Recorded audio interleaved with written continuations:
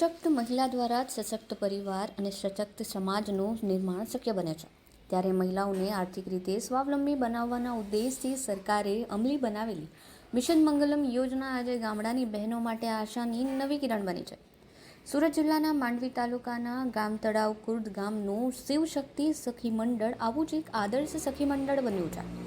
સરકારની સહાય અને બહેનોના સામૂહિક પ્રયાસોથી આ મંડળની બહેનો લખપતિ દીદી બનીને મહિલા સશક્તિકરણનું જીવંત ઉદાહરણ પૂરું પાડી રહી છે. વર્ષ 2010માં માત્ર ₹50ની નાની બચતથી શરૂ થયેલું આ મંડળ હાલ સ્વચ્છતા, રોજગાર અને ઉર્જાનો ત્રિવેણી સંગમ બન્યું છે. ગામને સ્વચ્છ અને સુઘડ બનાવવા તાલુકા પંચાયતના સરહારથી 72 શૌચાલય બનાવ્યા છે. 21 બહેનોને પશુપાલન અને ગોબર ગેસ પ્લાન્ટની તાલીમ આપવામાં આવી છે. મંડળના પ્રમુખ શર્મિલાબેનના નેતૃત્વમાં બહેનો એકજૂટ બની આર્થિક પ્રગતિના માર્ગે આગળ વધી રહી છે. મારું નામ શર્મિલાબેન એચ ચૌધરી, ગામ તલાવણી રહેવાસી, આમ તાલુકો માંડવી, જિલ્લો સુરત. 2010માં અમે સખી મંડળ ચાલુ કરતા શિવશક્તિ સખી મંડળ મારે જૂથને નામાં ને અત્યાર સુધી આમ બેન હોય સંકળીને બહુ બધા કામ કરતો.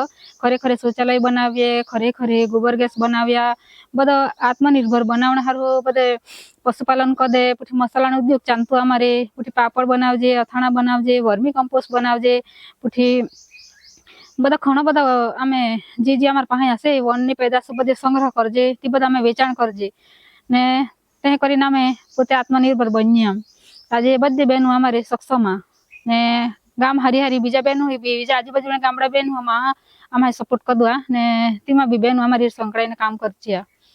આખા વર્ષનો 19 લાખનો ત્યાં ટર્નઓવર કરી કાઢતી. આમ તેમાં 4 લાખ ને 5 લાખનો ત્યાં બેઠો નફો હોઈ જતો અમને. વર્ષ 2014માં કૃષિ વિજ્ઞાન કેન્દ્ર દ્વારા મસાલા બનાવવાની તાલીમ પ્રાપ્ત થતાં મંડળે સ્વબચત ભંડોળથી મસાલા ઉદ્યોગની શરૂઆત કરી હતી. ત્યારબાદ સરકારની મિશન મંગલમ યોજના અંતર્ગત મંડળને 7,000નું રિવોલ્વિંગ ફંડ, 3 લાખની કેશ ક્રેડિટ અને 2500 સ્ટાફ ફંડની સહાય મળવાને કારણે હાલ તેઓ અલગ અલગ વ્યવસાયને આધારે ગામને ખૂબ જ આગળ વધારી રહ્યા છે. મસાલા ઉદ્યોગ ઉપરાંત પશુપાલન, ખેતી અને વર્મી કમ્પોસ્ટ ખાતરનું ઉત્પાદન શરૂ કરતા તેમને હાલ પશુપાલન દ્વારા એક જ દિવસમાં 16 લીટર દૂધ જેટલું ઉત્પાદન થઈ રહ્યું છે, જેના કારણે બહેનોની વધારાની આવક થઈ રહી છે. મંડળે અત્યાર સુધીમાં 40થી વધુ શ્રેષ્ઠ કામગીરીના પ્રમાણપત્રો પ્રાપ્ત કર્યા છે, જેમાં એક મહત્વપૂર્ણ એવોર્ડ રાજ્યપાલશ્રીના હસ્તે પણ મેળવ્યો છે. મસાલા ઉદ્યોગથી તેમને વાર્ષિક 19 લાખનું ટર્નઓવર, જ્યારે પશુપાલન પ્રવૃત્તિથી વર્ષનો 3 લાખ તથા ખેતી અને વર્મી કમ્પોસ્ટ ખાતર ઉત્પાદનથી 5 લાખનું ટર્નઓવર થતાં બહેનોની આવકમાં નોંધપાત્ર વધારો થયો છે. મસાલા અમે 16 પ્રકારના બનાવીએ છીએ.